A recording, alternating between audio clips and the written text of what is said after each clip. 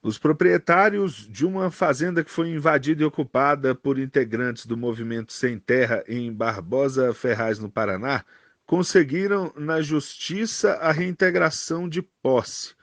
E será que a demora do governo estadual para cumprir essa decisão judicial determinando a reintegração de posse, ela por si só já é motivo para decretação de uma intervenção federal?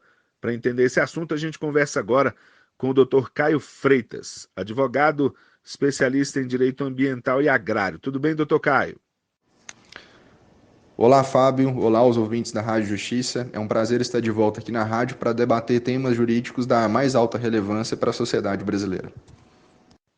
O prazer é nosso, doutor Caio. Vamos entender essa situação, né? Nesse caso, a reintegração de posse foi determinada em abril de 2011 e era para ser cumprida em 15 dias. Mas até abril desse ano, essa reintegração de posse ainda não ocorreu. É possível a intervenção federal, enfim, por si só, somente com esse argumento da demora? Como é que funciona isso, doutor Caio? Bom, primeiro vamos entender de uma forma mais resumida o que é a intervenção federal.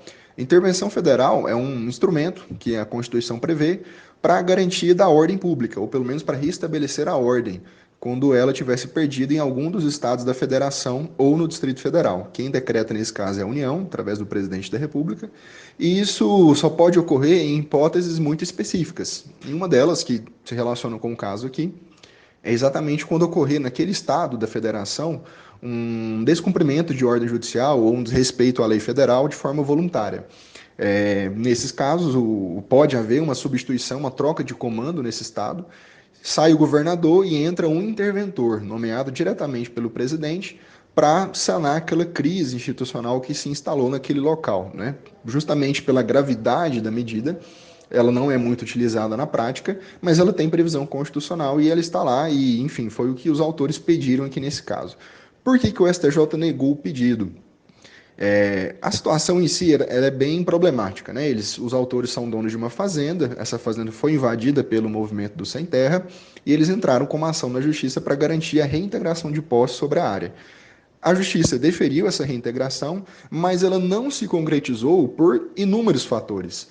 Primeiramente, o Estado do Paraná não conseguiu viabilizar essa reintegração por meio de força policial devido à sensibilidade da situação. Eram muitos invasores, poderia haver ali um risco de conflito armado, de ferimentos e até de morte.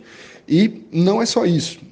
Em casos como esses, é necessária a participação do INCRA, né, Instituto Nacional da Reforma Agrária, de Colonização e Reforma Agrária, melhor dizendo, justamente para fazer não só uma mediação entre proprietários e poceiros, mas para reassentar essas pessoas que invadiram aquela propriedade em outro local ou mesmo desapropriando aquela área e fazendo daquela área um próprio assentamento. Então, a participação do INCRA é fundamental, de forma que o Estado do Paraná não poderia agir sozinho.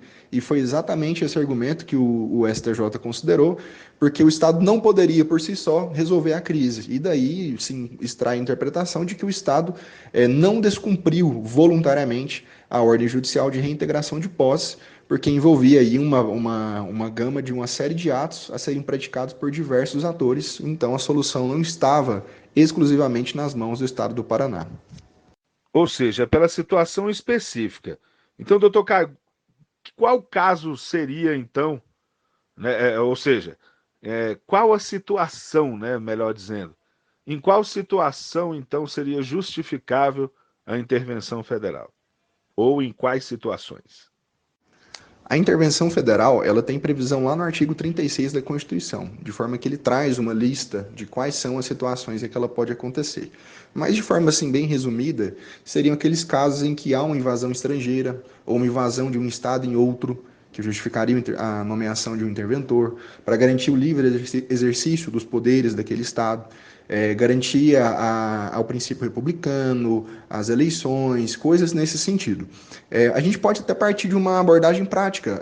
A intervenção federal, embora seja uma coisa bastante extrema, ela já aconteceu no Brasil, desde a Constituição de 88 para cá, em duas oportunidades, no ano de 2018. e a mais emblemática delas, penso que seja do Rio de Janeiro.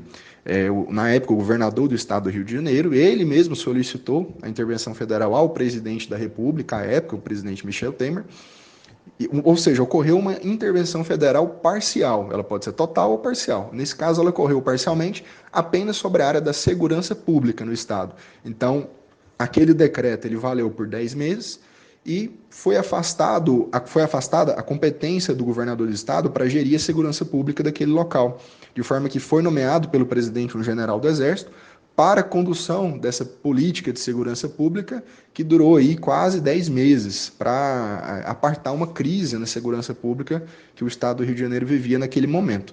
Então, a intervenção tem lugar nesses casos bastante extremos, em que o próprio exercício dos poderes, da democracia, enfim, e até da soberania nacional está comprometida, e nós tivemos aí esses casos raros, mas aconteceram na nossa história constitucional brasileira, que estão aí para provar que o Instituto existe e é plenamente aplicável. Então a gente pode concluir que o pedido dos proprietários aí dessa fazenda foi um pedido assim descabido, não sei se esse seria o termo mais adequado. Analisando na perspectiva deles, foi uma forma extrema que eles encontraram para poder retomar a posse do seu imóvel, né? Eles já tinham entrado com a ação, já conseguiram uma decisão favorável para serem reintegrados na posse do imóvel, mas por diversos fatores aquilo não se concretizou. Talvez na angústia e no desespero eles lançaram mão dessa medida mais extrema, mas o fato é que não estavam preenchidos os requisitos, né? Não dependia somente do estado do Paraná o cumprimento dessa ordem. Embora o governador do estado do Paraná seja o chefe da polícia, que, enfim, cumpriria ali aquela ordem de reintegração, mas envolvia também interesse da União para fins de reforma agrária, através do INCRA. Então, pela complexidade da situação, não foi cabível. Mas eu acho que foi muito mais uma jogada de desespero por parte dos autores do que um pedido aventureiro ou coisa nesse sentido. Até porque, se o pedido é cabível ou não, o judiciário que vai decidir no caso concreto.